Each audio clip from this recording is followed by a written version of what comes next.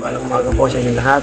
Ako nga pala po si Sinep Kuya na sa kasalubong ginaganap ang isang pangatlong marking ng Santa Ana Chapter.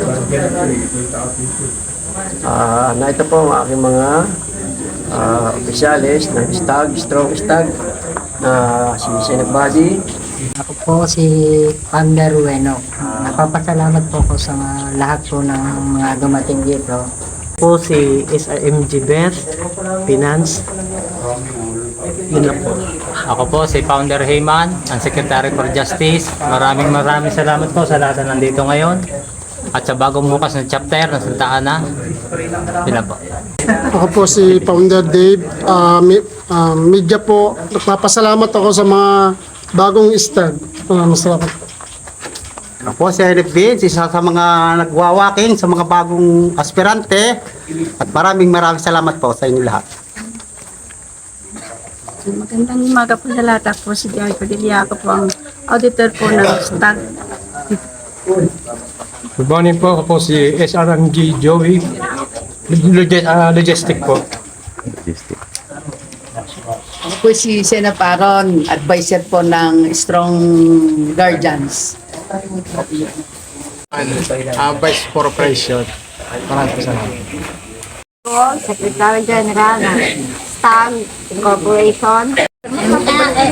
RMD, no? Nagpapasalamat sa Strong. Nagpapasalamat po ako pagkat dumating po mga officer ng SPCBF at saka sa mga kasumali sa new member, welcome sa STAG. Thank you. Parami pa po ang mga aspirante. Hindi na nga po magkanda ugaga ang aming presidente tungkol po dun sa pag-i-schedule ng ating marking. Ano po,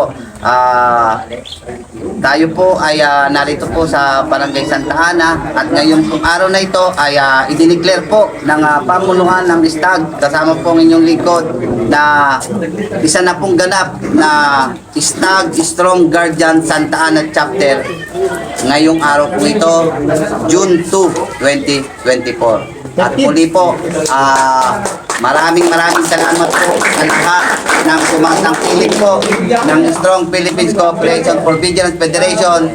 Kasama na rin po ang STAG Strong Guardian. Maraming salamat po.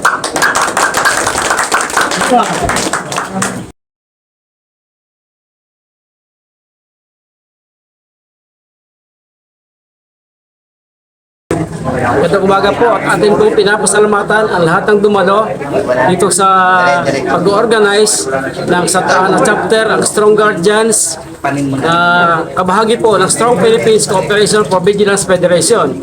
So, ang ating pong government, local, city local, provincial, regional, ay nangangailangan po ng mga manpowers para po ang kanilang mga programa ay maibaba sa ating mga kabayanan, kaya po ng humanitarian program, outreach program, at saka environmental program. So, napalaking tulong po ang ating mga kasama rito ngayon dahil po sila ay magiging kabahagi ng ating gobyerno para sa pagbababa ng ating mga programa.